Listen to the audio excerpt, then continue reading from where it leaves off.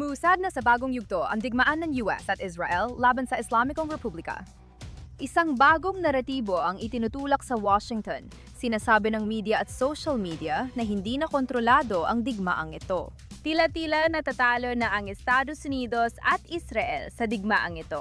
Kaya pag-usapan natin ito. Ang nangyayari ngayong linggo ay hindi lang digmaan, kundi magkakaugnay na pagsubok baguhin ang kahulugan nito habang nagaganap. Kung puro Western balita o komentaryo lang ang sinusundan mo, iisipin mong lahat ay magulo, nawala ng kontrol ang Estados Unidos at Israel, at nalilihis ang kanilang kampanya sa plano. Pero hindi yon ang ipinapakita ng totoong pangyayari. Ang agwat ng pananaw at realidad ay hindi rin aksidente, kundi sinasadya. Simulan natin sa pinaka-basic na punto na tila baga piniling balewalain ng buong media at iyon ay ilang linggo pa lang talaga tumatagal ang digmaang ito. Mga linggo pa lang. Gaya na nakikita mo, may mga komentarista na akala ay may mali kapag hindi agad bumagsak. Parang inaasahan nilang agad-agad matapos ang komplikadong layunin ng militar, gaya ng pagbuwag sa nuclear infrastructure, pagpapahina ng missile systems, at pagtama sa mga network ng rehimen sa iba't ibang larangan. Hindi ganyan ang digmaan. Para hindi na alam ng Western media kung paano na ang mga digmaan na yon. Wala silang pakialam sa timeline, di maintindihan ng pagkakasunod-sunod, at walang pasensya sa mga operasyong sadyang isinasagawa sa mga yugto.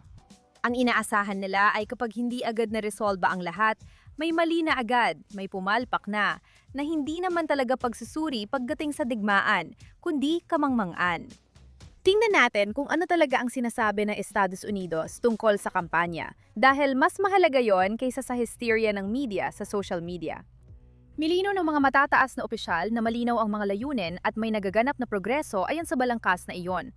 At ang mga layuning iyon ay hindi malabo o walang malinaw na takda, tiyak at nasusukat ang mga ito. Layunin nitong sirain ang programang nuklear at pahinain ang programa ng ballistic missile, pati ang kakayahan nilang muling buuin ang mga ito.